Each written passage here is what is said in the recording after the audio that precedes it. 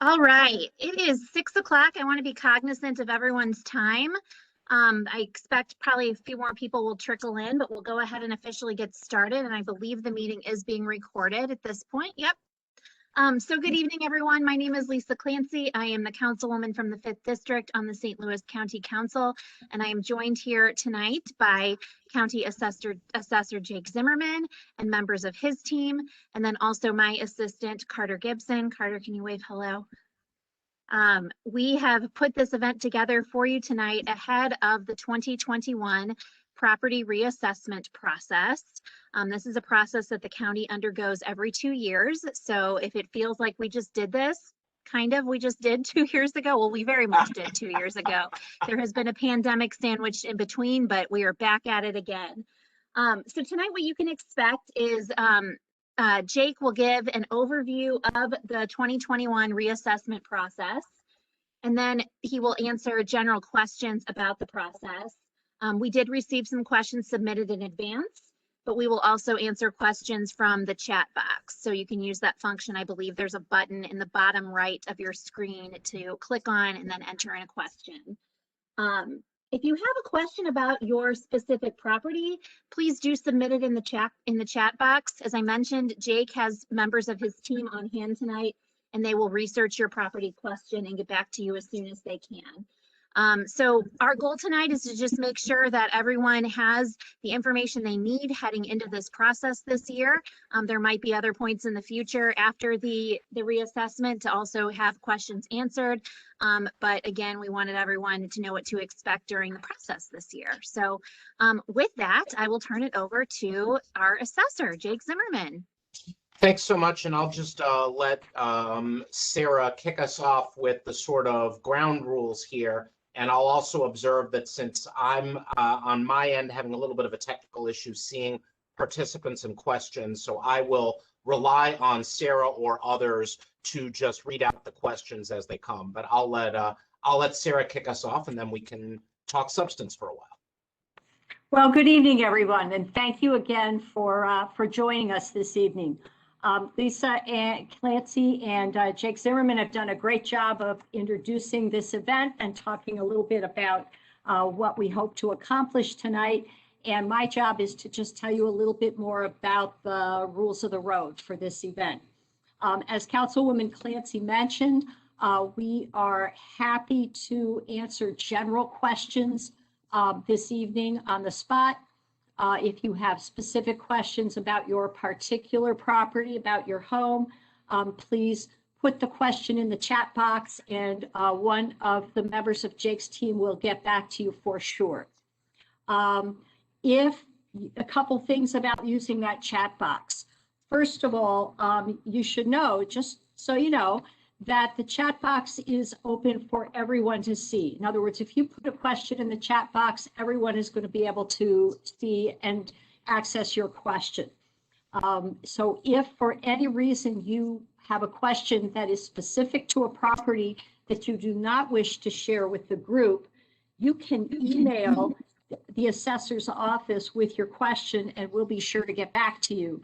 And the way to do that is to email at assessor, ASSESSOR, at STLOUISCO.com. You'll see it on the sheet that is being displayed on the screen right now. The other thing to know, if there's anyone who is joining us by phone and not online, is that unfortunately the technology does not allow us tonight to take calls directly from you. But if you have a question about your home, you can call the assessor's office during business hours, and that number, also on the screen, is 314-615-4981. That's 615-4981. You can talk with a member of our staff, and they will be very happy to answer your questions. The last thing that I've been asked to remind you is that going back to the chat box, if you're using the chat box, be sure that when you sign in, you give us your email, because that's the only way we will be able to get back to you with an answer. So that's real important to do. The last housekeeping piece is that we have a hard stop on this meeting at 7:30. If we get near the end and we're running over, again, we'll ask folks to just send in your questions, and one of us on Jake's staff will be happy to get back to you. And with that, I turn it back to Jake. Great. Thank you very much, Sarah, for kicking that off. And again, we'll do our very, very best to get to everyone's questions. And hopefully we are doing this early enough in the process, as the councilwoman and I were kidding a little bit before we get started here. We all have vivid memories of 2 years ago where we did in-person town hall meetings rather late in the process when there was some difficulty getting the information out. And it's just much better for everyone from a public communication perspective to do this now. And I really want to thank both the councilwoman and also her legislative assistant, Carter, who's here as a panelist as well, for doing some yeoman's work in making this be the first of several of these that we're going to have on the calendar. So let me start from very much square one. I imagine that some of our participants here will have attended prior town hall meetings or will sort of know some of this stuff already. So I want to apologize in advance if this seems basic to some of you, but I think it's critically important that everyone sort of understands what we do, what we don't do in a help us to help you kind of a mindset. And then we can go into the weeds as folks like later, and I'll be very happy to answer questions that will be of sort of broad interest about types of property or about our process. And like Sarah said before, right, if the question is something to the effect of, hey, you know, there's a flood at 123 Mulberry Lane, and won't you please have someone come to make a physical inspection? That's the kind of thing that I would highly encourage folks to just reach out with their individual question by email or in the chat box so that an appraiser can personally get back with you. So what is it that we do? I am the St. Louis County Assessor, and what that means is that you have elected me to the glorious job of telling you what your stuff is worth, and as a subsidiary matter, telling you what the dirt underneath your stuff is worth. If I'm doing my job correctly, then we are valuing property throughout St. Louis County based on what it could actually sell for on the open market. And specifically, this is a matter of state law. We are commanded once every 2 years, with rare exception, to figure out exactly what we think the property would have sold for on January 1st of that year. So to do our job perfectly, all we would need is a combination of a crystal ball and a whole bunch of realtors ready to sell property on exactly January 1st of every 2 years. But of course, we don't have that crystal ball, and real estate sales happen throughout the year. So therefore, what we are doing in much the same way that a realtor would, if you asked a realtor, hey, what do you think we could list this house for? We are trying to come up with our best estimate of what your home or your commercial property could sell for. In ordinary years, that is largely a function of looking at broader real estate market data, figuring out if the market is going up or going down, and so forth. I have seen my share of not so ordinary years in this job. I first became your assessor in 2011 on the heels of the foreclosure crisis and an economic crash that was the worst I've seen in my lifetime. And I think that will be true for many folks on the meeting this evening. And we saw a world where you had property types and homes within particular school districts, especially some of the North County school districts, where we saw value drops of 20%, 30%, even 40% compared with 2 years earlier. And some of you will remember I ran for this office on a very explicit pledge that the whole point of the job is to value the property for what it can sell for. If the value of your property goes down, the assessment goes down. And one of the things I learned in that year is that sometimes that makes school districts and fire departments not so happy, because as you know, I value your property based on what it can sell for, but then the school district and the fire department and the zoo museum district and everybody else, but mostly the schools and the fire, apply a property tax rate based on the value of that property. And there's no question that there can be tough times in the fire department if property values go through the floor. I then held this job through some years of rapid growth and acceleration in the real estate market. I saw the other side of that coin. When property values are going up, well, sometimes you find that the school districts and the fire departments are quite happy. And sometimes you get taxpayers pretty concerned and wanting to know if that's really what their home could sell for. Through all of this, one of the things that I have found over the course of a decade now of doing this work in good times and bad, in weird times and normal times, and God knows this past year in particular has been weird times, is the job that you sent me here to do is very much like that of an umpire at the baseball game. My job is to try and call the balls and strikes and understand that when you call it a ball, one side might yell at you, and when you call it a strike, the other side might yell at you. But my job is to do my best to get it right. And that's a tall order in normal times, but as I alluded to before, these are not normal times. The elephant in the room is the pandemic that we are in the middle of. And the pandemic has done all sorts of odd things to the real estate market here in St. Louis County and around the country. But more than just the real estate market, it's done odd things to all of us because a lot of us are hurting. And this is a difficult time for a lot of reasons. Some of them have nothing to do with real estate, but some of them have a lot to do with real estate. If you own a restaurant right now, let's be real, this is a really, really tough time to own a restaurant. And that's tough for reasons that mostly don't have to do with the real estate and are mostly beyond what the assessor's office can do to help. But it doesn't change the fact that restaurants are selling for less money than they used to. And therefore, it's our job to take that into account. It's our job to fairly value the property, and it's our job to do right by the people that we serve. So let's talk about what I think will be of the greatest interest to most folks tonight, and that's residential property. That's the home that you live in. The way we typically value the home that you live in is to try to figure out what properties in your neighborhood are selling for. This is a process that's known as comparable sales, and it's the same process that a realtor would typically use when figuring out how to list your home for sale. Now, not all properties are valued that way. If you own if you're August Bush and you own a mansion in Huntley that has a helicopter pad on it, there's not a lot of properties for sale in the neighborhood with helicopter pads, right? And in circumstances like that, we might use an alternate approach that attempts to figure out what it would cost to rebuild the property if it burnt down tomorrow. But if you are not August Bush, if you are a normal person living in a normal home in a normal part of St. Louis County, the odds are very, very good that we are valuing your property based on what other properties in the neighborhood are selling for. And here's what I can tell you about overall trends in St. Louis County right now. The real estate market is pretty good. A lot of us were really worried a year ago when we saw not just the terrible destruction being wreaked by this pandemic, but also the economic impact, businesses closing down, people losing their jobs, people staring down the threat of eviction.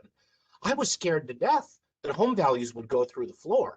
And it is cold comfort when the assessor comes and tells you, congratulations, there's a lower property value coming this year. I don't know what it will do to your taxes, but nobody likes seeing the value of their home go through the floor, right? So the one thing that I'm really happy to say with the benefit of more than a year's worth of data now is that whatever else the pandemic has done to the economy and to this community, the good news is that home values throughout St. Louis County have remained strong. Talk to any realtor you know, talk to anybody who's listed a home for sale, and they will tell you that houses are selling and they're selling quickly.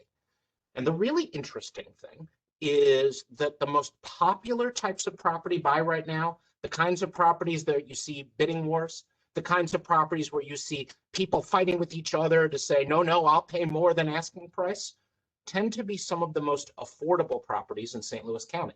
It tends to be so-called starter homes, homes in areas where there's the opportunity to do a tear down or a remodel, homes that might be something that someone moves into out of rental property or out of their parents' basement.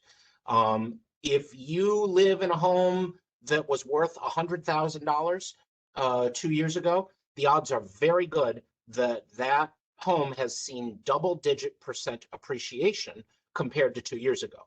That home may very well be worth $115,000, $120,000, $125,000 these days. And that's interesting because we don't see quite the same effect as you get higher and higher up the affluence scale. So look, don't cry any sad, sad tears for the poor people living in the nicest homes in Clayton and Ladue, right? They're doing just fine. But if you look at the averages and the medians of what's happening to properties across St. Louis County, you will see, for example, that the typical home in the Clayton School District may only have increased 3 or 4% compared with 2 years ago, as compared with, let us say, for example, the typical home in the Hancock Place School District in Limay, where you tend to have much more affordable homes. Many of them, senior citizens are living in them. And when a senior citizen moves out, it's very likely that a young couple will buy that home, right? So the home in Limay is much more likely to be worth 15% or more greater than it was 2 years ago, as compared to the house in Clayton. Now, let me pause here and say something really, really important, because if I don't communicate this right, people will yell at me all day and twice till Sunday, which is that those numbers I'm throwing out at you. And what I'll do at this time is I'll ask Rob to put that map up on the screen so folks can see what some of the typical changes are by school district throughout St. Louis County. But let me emphasize, when I say typical, that's what I mean. I mean the median home. I mean the average home in a given area. So let's go back to Clayton for a second. Like I told you, if you look at the map here, you will see that on average, the Clayton School District has seen a lower growth in the value of homes. Homes aren't selling for that much more than they were 2 years ago. But every home has its exceptions. And so I had some splaining to do when I talked to my mom and dad. Because look up mom and dad's property records if you want, or don't, because they value their privacy. But if you look up their property records, you will see that their home has gone up in value double-digit percents, more in the neighborhood of over 15%, right? So for every home that is at the median, there's somebody whose value has gone up more, and there's somebody whose value has gone up less. That's the way averages work. But what you see, if you look at this map, is you'll see something very consistent with what I'm talking to you about, right?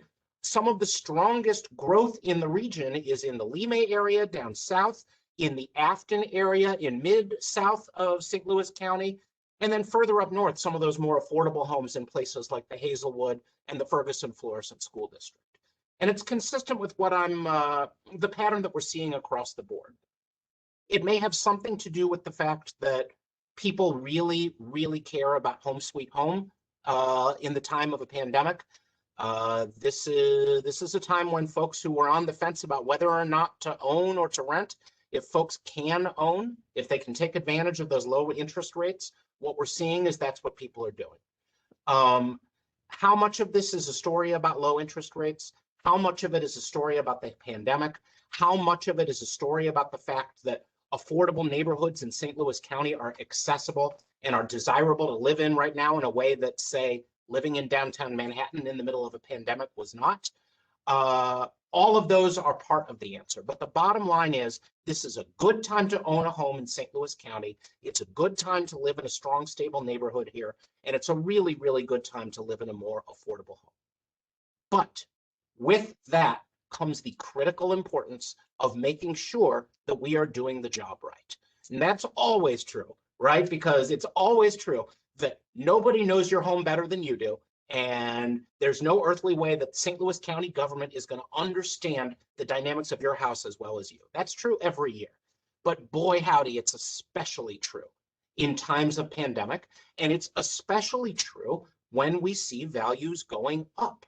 Because if we have your home sketched with 3 bathrooms when it really only has 2, or if we have you sketched with a couple of fireplaces when you don't have a working fireplace, or we think you have a beautiful, shiny new kitchen like your neighbor's house that sold last year, when actually your kitchen hasn't been updated since 1962, and you don't find a way to let us know about that, then ultimately we're going to have the wrong information about your home.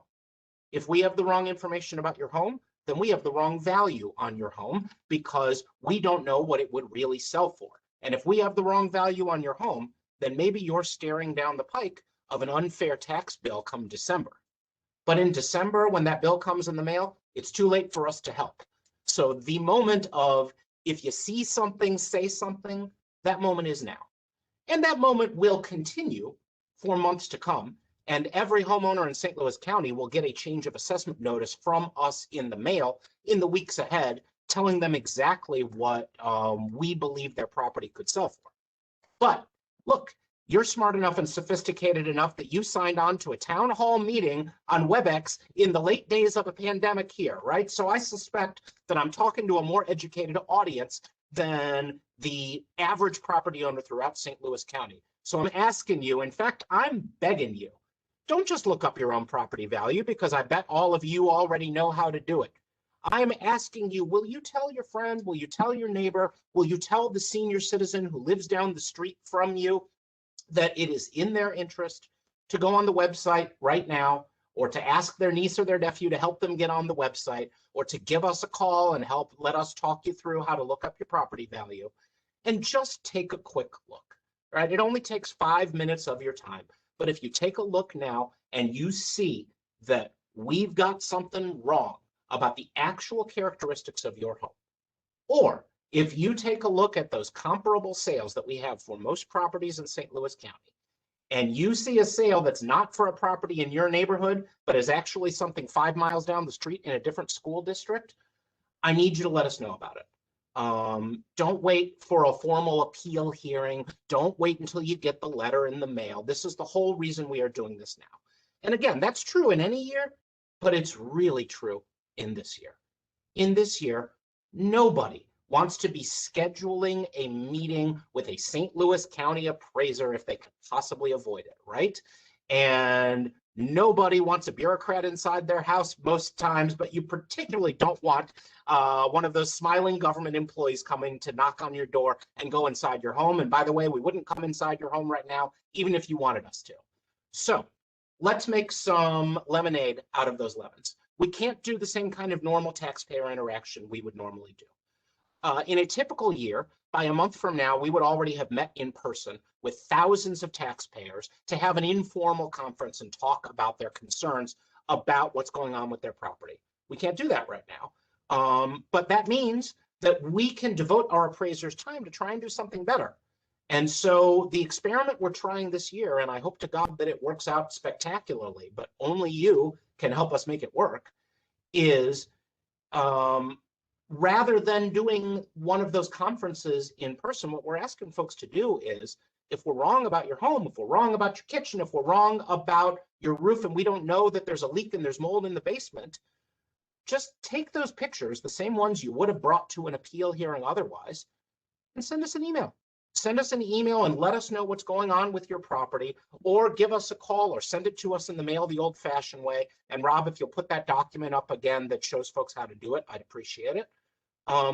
And what we're going to do is we're going to just let appraisers try and take a look at everything individually as best we can, as time permits, and save people that whole appeals process. And we can talk about the appeals process later if folks want to do it, but the gist of it is that a couple of months from now, everybody still has the same opportunity they've always had. The appeal might have to happen in this format on WebEx or some other platform rather than physically in person. But if you need to sit down with an appraiser, or if you disagree with the appraiser and you want a hearing officer or the Board of Equalization to take a look at it, nothing is changing. But I see a great opportunity for us to help folks right now. And that's why I'm so grateful to the councilwoman and everybody else here for doing this conversation now, while we really have the opportunity to be as much of a help us help you mode as possible. And so to that end, let me just say one last thing on that scope, and then I really want to open this up for questions so we can take everybody's individual questions. How do you help us help you? The way you help us is by remembering that my staff, the folks that you are seeing on this screen, and the dozens of other folks who do appraisal work in this office, are hired as appraisers. They are not hired to make anybody happy. They are not hired to make anybody unhappy. They are not hired to raise any money. They don't care how much money the school district makes, and they don't care how much money the fire department makes. It is not their job to set the tax rate. It is only their job to do one thing, and that is to figure out what homes in your neighborhood are really selling for so that they can estimate what your home is selling for. So the way to help them help you is to talk to them and to talk to our office about real estate, about what the real estate is worth. If you come and you sit down across the table from Burchell or Winnell and you say, I am having a terrible time. Members of my family have died of COVID-19, and I lost my job, and my son's small business is in the tank, and I am scared to death that I am going to lose my home due to property taxes. You know, in normal times, they could give you a hug, but in times like these, they can't even do that. You may bring them to tears, but you haven't given them anything that they can help you with. But if you sit down across the table from them and you say, you've valued my property for $80,000, but the truth is that my neighbor's house down the street sold for only $60,000 on the open market. And by the way, they fixed up their roof last year. And if you look at this picture of my roof, you will see that it is leaking. So I'm scared. I don't think I could even get that $60,000 if I sold my home. Now you've given them something they can help you with. You've given them appraisal evidence. So what is appraisal evidence? Appraisal evidence isn't your tax bill. Appraisal evidence isn't I'm hacked off at the school district because the school district keeps raising my taxes even though my kids aren't in school, right? Appraisal evidence is pictures of the condition of your home. Appraisal evidence is an actual appraisal. Maybe you got one from the bank when you refinanced your home. Appraisal evidence is comparable sales. Comparable sales means other properties that sold in your neighborhood, actually sold, not just what we valued them at, but what a real estate agent listed them for sale at and what they actually sold for, that you think look more like your house than what we're comparing it against. If this is complicated, and it can sound complicated, that's why there's resources available to help. That's why we encourage folks to reach out, to give us a call, talk to an appraiser can talk you through this. But that's why we're doing this here. The goal is to demystify the process and to help folks understand that what we are here to do is only one thing, and that's figure out what the property could sell for and to treat everybody fairly and make sure that nobody gets any special deals and there's not somebody cutting in line because they got a good lawyer or a lobbyist in a Gucci suit. The idea is that every single person gets treated fairly because that's the commitment that I think you expect out of the folks who represent you in St. Louis County government. So on behalf of the councilwoman, as well as my whole team, I want to thank everybody for patiently sitting through all of that. I hope I've demystified the process at least a little bit. And I also hope that we now have some questions that I or my team can answer. Thanks, Jake. That was great.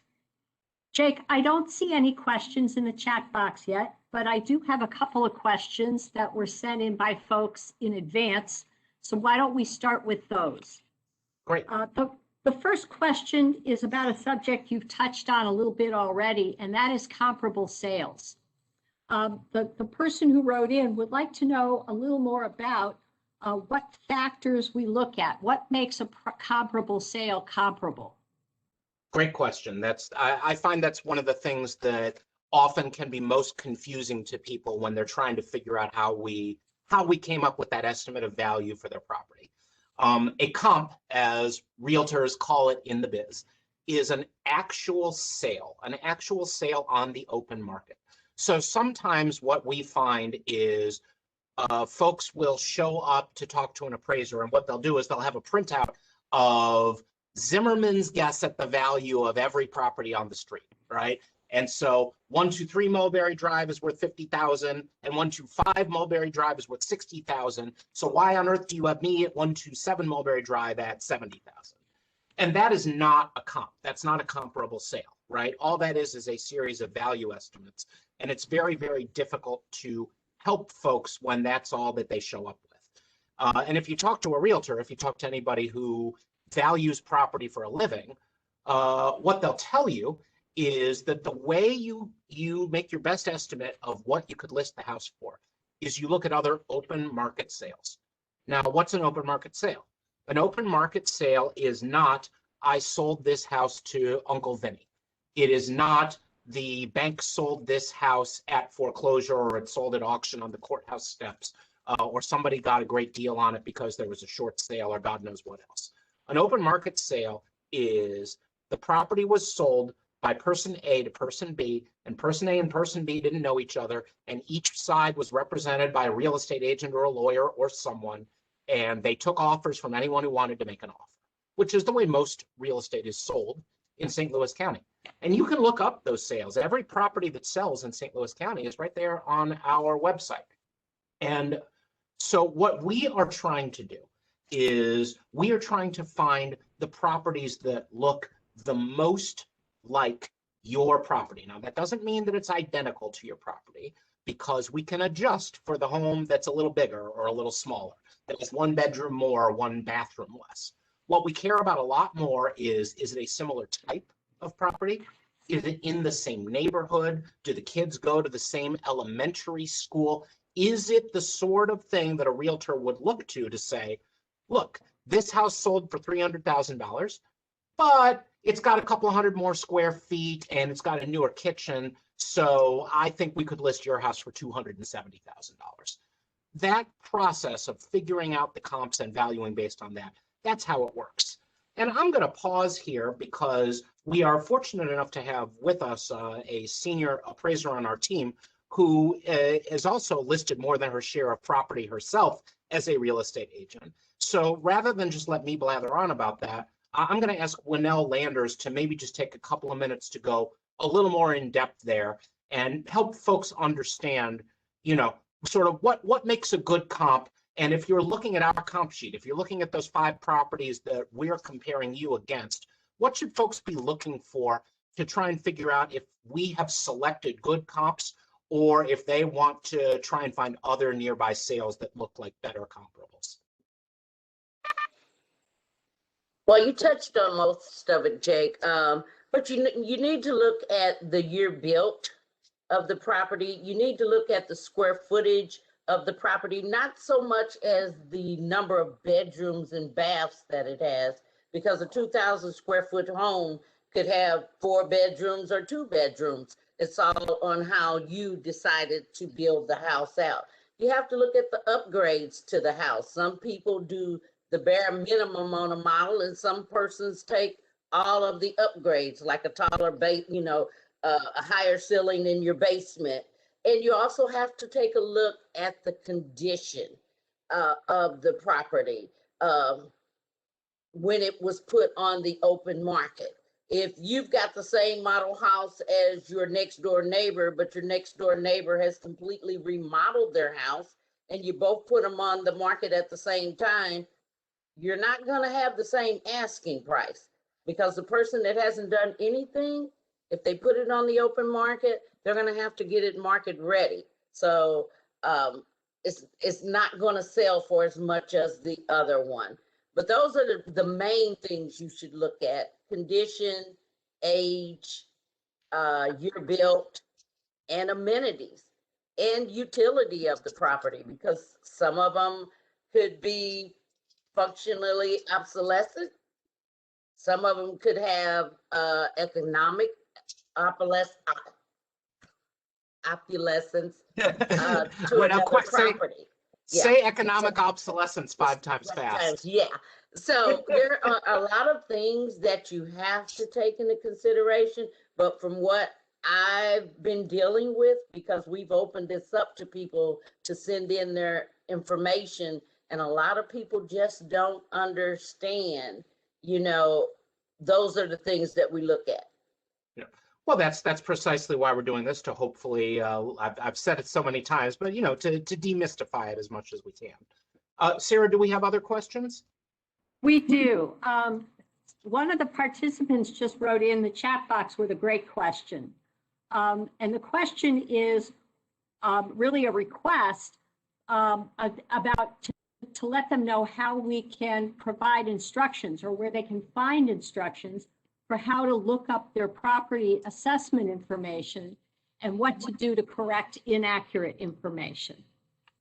That's great. And number one, I think we have a flyer on that in the olden days we would hand out in person. But what I hope is that we have that on the web, and I'll kick that back to you, Sarah, because if we don't, our participant makes an excellent point. We ought to get that up there post haste, if only because what I would like to do is make sure we talk folks through it, and if need be, spare folks that phone call if they don't need to. So you can see here on the resources document the link to click through. It's an older interface, so it's not the most user-friendly thing you've ever met in your life.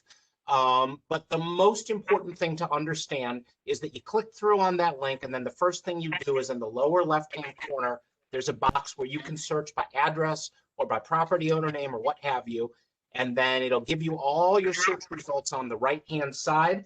And then you click through there and you can see all kinds of goodies. You can see our sketch of your property, our comparable sales, the value history going back a decade, and so on and so forth. There's a lot there. I find that people who are tech savvy enjoy playing around with it and pick up the hang of it real quick. But I also find that those like me, who might be more in the Luddite class of folks, sometimes need a little bit of help walking through it. And that is okay. We walk folks through it all the time. And so beyond just posting the link on the website and having the instructions there, we're available all day, every day, or at least every weekday, to take folks' calls to help them through it. And if I could add to that, for people who, Jake's right, this web address is a little klutzy. An easy workaround is just to Google St. Louis County Assessor. And that will also take you right to our webpage, and you can click on property information and find what you need. And again, for those who are listening in or who want to help pass the word, and boy, we sure appreciate that. If someone doesn't have computer access or is having trouble with doing this online, they can pick up the phone and call us. They can talk to Winnell or Burchell or any one of our appraisers who's on the phone that day. And the number is 314-615-4981. Again, that's 314-615-4981. And anyone who answers the phone will be glad to help you. Sarah, I thought I saw Councilwoman Clancy had something she wanted to add. Yeah, I think Sarah answered the question. I just wanted to make sure we had information for folks to share with their neighbors who might not have internet access. And then I think also in the chat box, someone pointed out that these documents were attached to this event. So if you wanted to help circulate paper copies of this, I believe you can just download the document that was attached to the event. But thank you to anyone who's helping us get the word out and make sure people have the information they need. We appreciate it. And again, all this stuff shows up the old-fashioned way too, right? It does show up in the mail. Everyone will get a mailing eventually, and we're not taking away any of the traditional methods of contacting us, just like the way we've always done it. But my experience with county government is that sometimes things stay the same because someone says we've always done it that way. And if living through the middle of a pandemic isn't enough to persuade us to try and do things differently and see if we can't serve people in non-traditional ways, then I don't know what is. What other questions do we have? Well, we have another question that someone submitted in advance. And that question boils down to, if my property values go up, will my taxes necessarily go up? Ooh, great question, and not a question with an easy answer. And I will spare everybody a long diatribe on the Hancock Amendment. But if you ever need some help sleeping at night, pick yourself up a copy of the Hancock Amendment and Hancock 2 and Carnahan 2 that came after it. Get yourself some law books and a copy of the Missouri Constitution, and it will put you right to bed. But the gist of the very complicated Missouri law on the subject is this. There's not supposed to be any free money for school districts, fire departments, St. Louis County, anybody else that takes a bite out of your tax dollar. And what I mean by that is that if property values go up across the board, then the folks who you pay for public service are supposed to get your permission before they take more of your money. So let me put that in a more maybe easy to understand way. Let's say that you live in the Afton School District. And let's say that the Afton School District had $50 million worth of stuff in the whole school district. I'm simplifying, these are not the real numbers, but just to make it easy to understand. And let's say that on the basis of that $50 million worth of stuff, they collected taxes worth about $1 million every year. And that's how they were paying for their teachers and everything else. Now, Jake Zimmerman comes along and says, it's a great year in Afton. Congratulations, everybody in Afton, your property values went up 20%. Like it or not, now there's $60 million worth of stuff in Afton. Well, obviously, if the tax rate stayed the same, then that means the Afton School District would suddenly have an extra $200,000. And they'd be taking an extra 20% from every man, woman, and child in Afton. But that's not the way it works. The way it works is that as a general rule, the Afton School District needs to go get your permission if they're going to take more of your money. And instead, what is more likely to happen is that they're going to wind up issuing a refund. And the way they refund it is they cut the tax rate. So if I, in my wisdom, decided to just jump all the property values 20% in Afton this year, what would actually happen is everybody's tax bill would stay about the same because the school district and the fire department and everybody else would have to cut their taxes by 20% to compensate. And if that doesn't sound confusing to you, then you're a smarter person than I am. But while it is confusing, the point is that we don't control the tax rate. The school districts, the fire districts, the zoo museum district, the special school district, all of those folks determine the percentage of your value that you pay in taxes. So if your property value goes down this year, but your tax bill still goes up, it's probably because the school district had a bond issue or a tax levy from last year, and now they've increased the rate. And you know, it's not anyone's job other than a bunch of CFOs and accountants to fully understand the Hancock Amendment. But I want to take this back to the core thing that I hope folks will understand. Back to what I said about help us to help you. If you come talk to us about tax rates and how unfair it feels that the taxes got so high, we can sympathize, but we can't help. If you don't like the tax rates, the folks to talk to are the school board. The folks to talk to are the city council. The folks to talk to are the fire board. But if you don't like the value of the home, if the value of the home is not what you really could sell it for, that's where we come in. That's where it is our job to help. That's where it's our job to look you in the eye, or in a year like this one, to look you in the virtual eye, or to look at you over the telephone and imagine what your face looks like and ask you some questions about what your property is really like so that we can make sure we're valuing it right. Sarah, what else we got? Well, we have one more question that is a really long question, so I'm going to try to paraphrase it. This also came in early. This is really a question for landlords. And it came in from someone who represents tax property owners, who's wondering what the impact of the eviction moratorium is on landlords. In other words, because they have tenants who aren't paying rent, and is wondering how this is different or the same than in 2011 when there was that big tornado and the assessor's office was able to roll back some values to land only. Can you do the same thing this time? And if so, why? And if not, why not? So I want to answer the specific question, and I alluded to this when we were talking before the meeting, right? The person asking this question is a sophisticated practitioner who I imagine will represent many affluent commercial property owners before this office, and that's fine. But I'm going to use this as an opportunity to riff a little bit and talk more broadly about commercial property, because I think folks may have questions beyond that specific one. As to that specific question, I remember vividly the Good Friday tornado because it happened 3 days after I was sworn into office as the county assessor. So if I was expecting a nice, easy ride, I came in confronted with the question of how do you communicate with people about the value of their home when they don't have a mailbox in which to even receive that notice and have better things to worry about because they just lost their home than whether some bureaucrat in St. Louis County had it sketched correctly a year ago, right? Desperate times do call for desperate measures. We learned that with the tornado. And in the context of what we are dealing with here, while it is a very good time to own a home in St. Louis County, there are some businesses that it's not necessarily such a great time to own.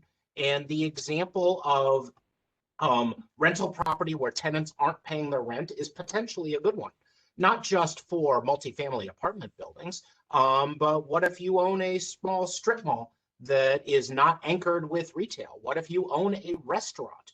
You own space where a restaurant is. If the restaurant owner is struggling, the odds are pretty good that you gave some rent concessions to help that restaurant stay in business, right?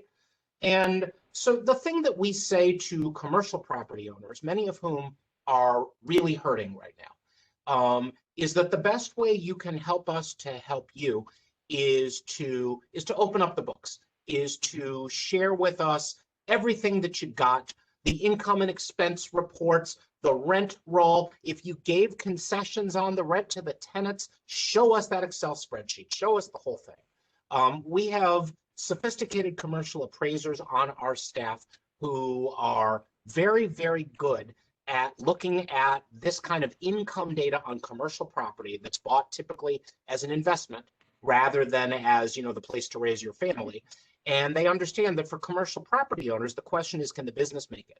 The question is, can I make ends meet with my business based on the rent that's coming in, right?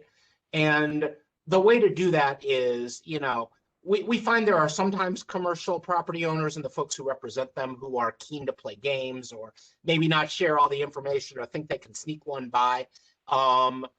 Rarely does that work very well. What does work and what works very effectively is to give us all the information, because particularly in a year like this one, we're going to find an opportunity to look at everything, and if we can be helpful, we will.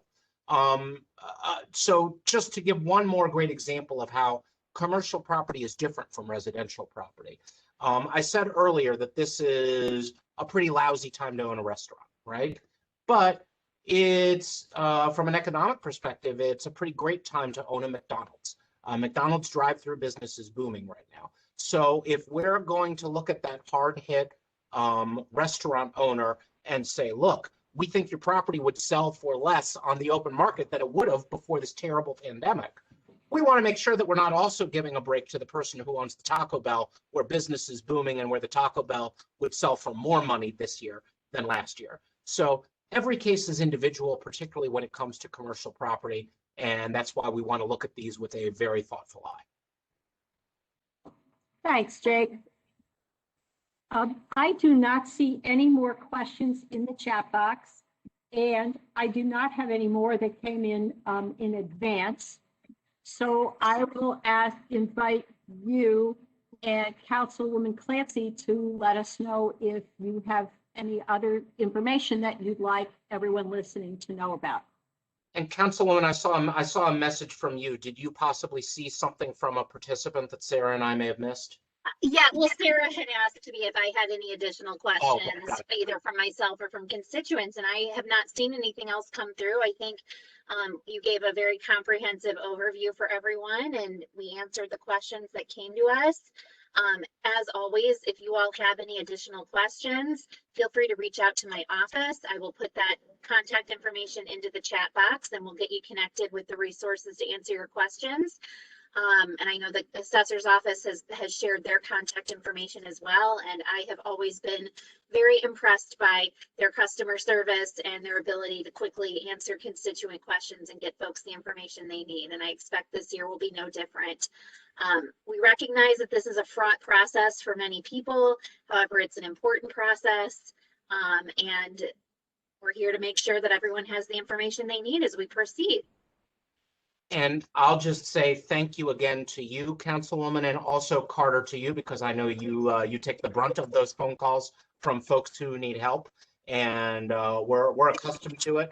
This stuff is not self-explanatory. Sometimes it's not easy to understand, and it's also, let's be honest, it's a headache, right? If you're a taxpayer and the county is valuing your property wrong, the last thing you want to do is you want to feel like you have to go fight City Hall. And so the more we can do to make this process just as straightforward and as understandable as it can be, so that we make our way to every single person who needs our help and make sure they can get it, that's what we are here for. Because if we're valuing the property right, then we're treating everybody fairly. And, you know, any individual person, they may want the value to look higher the year they want to sell it, and they may want the value to look lower in December when the tax bill comes due. But I think what we all want is for the process to be fair, to know that no one's going to sneak one by, that no one's going to get some special deal, that everybody gets treated right, because I think that's what you expect out of all of us. So I want to thank my fellow public servants on this call for that commitment, and that's what we're here to do.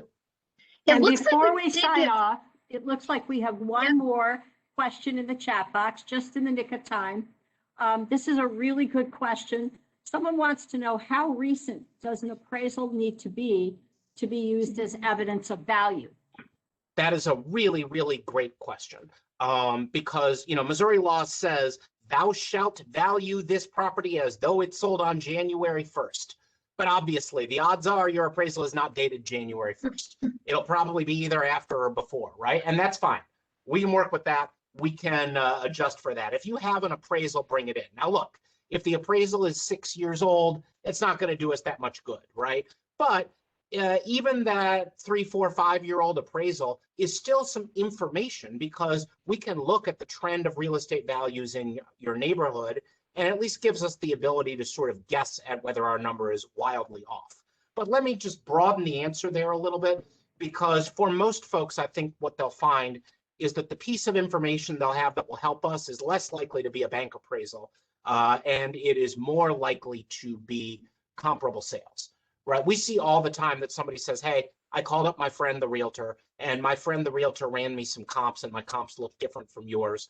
And by the way, I see that you guys are using this comp from 2 years ago, and that doesn't make any sense because I thought you were valuing me in January 1st. So the thing to understand is that it's a sliding scale of what is most and least helpful. When you look at sales in the neighborhood, once you get older than about 3 years, it's basically not going to be useful. And the sale that is 2.5 years old is a whole lot less useful than the sale from last month. But both the sale from 2.5 years ago and the sale from 1.5 years ago and the sale that happened to come on exactly January 1st are still useful.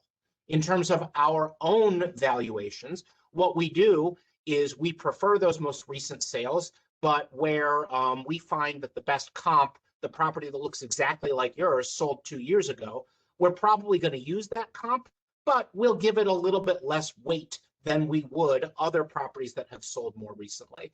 And you know what I'm actually going to do, because again, here I'm answering you as the talking head rather than letting someone who knows what she's doing answer the question. So Burchelle, would you mind if I just invited you to take 30 or 60 seconds and say a little bit more about the difference between an old comp and a new comp, and why we care about the date, but why there's also some wiggle room? Sure. Just addressing their appraisal, we can use the ones for a couple of years ago, but they're also helpful to us because they may have more recent sales that we did not include on yours, because we have a job to do and a timeline. So we may shut off our sales file and maybe beginning of November, and you could have had a sale in the end of December, which is very close to January 1st. And so we may not have included that. So if you supplied that information, we would very much welcome that. And also, there's a lot of sales right now, and we could have just picked 5. Your appraisal could include some of the same ones that we had in addition to some others. So we will take all those, because with your appraisal, especially if you had a very recent appraisal, their comps may be newer than ours. They could be January 1st, they could be February 1st, and those can also be used, because what they'll do is show the trending of those sales in your area. And we can see if the values are going up or coming down over that period of time to kind of pinpoint where you fall in there. So I would gather, if you have an appraisal, you could take a look at those. And what you can also do as for your due diligence, you can take that appraisal and you can look up on the county website and see everything and see what's going on and how close they are, because on our comps, it shows you how close. And you can say, oh, the one they picked is a little bit closer than the one on my appraisal. I see why they got that one. So there's ways you can do your own. I'm old school, pencil and piece of paper. So I would probably make a copy of that appraisal, so I don't write on a good one. And I would make notes and see, okay, I think this one is a better comp than the one the county did. The one the county did, that one I know because I'm that friendly neighbor who took the sales listing out of those people's front yard. So I have their pictures and I know they have crown molding, they have marble here, and I have that. And whereas my home is more like these that have just had modest updates in the past 30 years. And so that way we're comparing apples to apples and oranges to oranges. So hopefully we get this information out to you in enough time where you don't feel panicked and rush, and you have plenty of time to prepare for our virtual conversation. So hopefully it helps with the comparables. Don't panic. Just do it like a little outing, little research. Y'all can all sit around your kitchen table and pull comps if you want to. Because most likely you and your neighbors, if you're having that same ranch style house, 3 bedrooms, 2 bath, no pool, 2-car garage, most likely you all were compared to the same properties. So you can do this as after y'all both have been safe to get together and compare, or do a phone conference and say, hey, I found this comparable. It's sold at the very end of the year. That could be why it's not showing on my list. So just take the time now, start researching. And it's not always that you don't like your value, because most people don't like their value to go up. But if you feel that it is unfair and totally out of line with what you've been noticing, then take a look and make sure the information is correct, and we'll help you get that straightened out. Thank you very much, and I think now you see why we make new appraisers train with Burchell, and why we also made this guy train with Burchell when I was doing my first field work some years ago. All right, do we have any other questions come in here at the buzzer? I'm seeing shaking heads, so I'll just say one more time with feeling. Thanks so much to everybody. If you have individual questions about your property that weren't addressed tonight, something didn't make sense, or you just feel like you need a little more guidance, shoot us a note, assessor@stlewisco.com, or of course you can reach out to Carter and Councilwoman Clancy's office. They'll put you right in touch with us, and we're happy to help. Thanks everybody very much for your time. Thank you. Take care, everyone.